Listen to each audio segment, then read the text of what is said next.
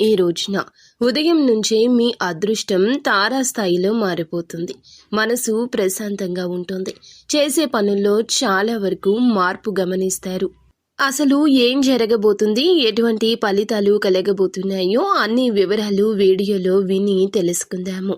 Video నచ్చితే తప్పకుండా ఒక చిన్న లైక్ అయితే చేసి మమ్మల్ని సపోర్ట్ చేయండి.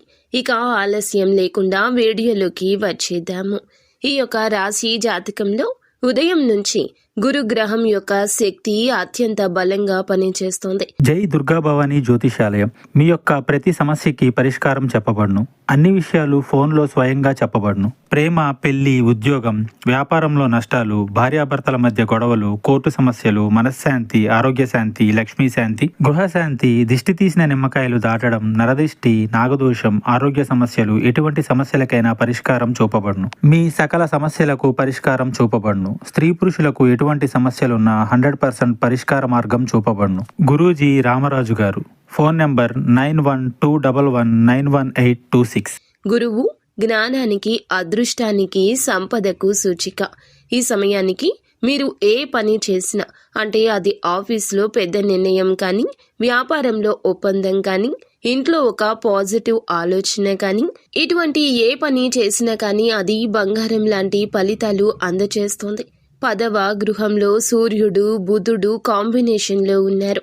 మీ యొక్క మాటకు ఈ రోజు విలువ పెరుగుతుంది. మీరు చెప్పింది ఇతరులు గౌరవంగా వినే రోజు ఇది.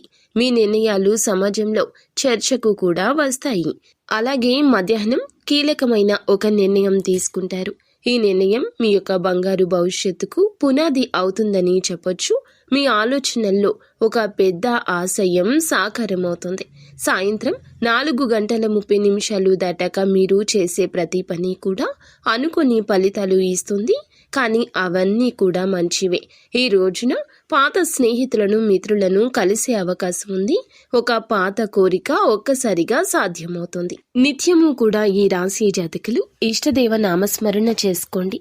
అదే విధముగా తోచినంత సాయం ఇతరులకు చేయండి. అంతా మంచి జరుగుతుంది.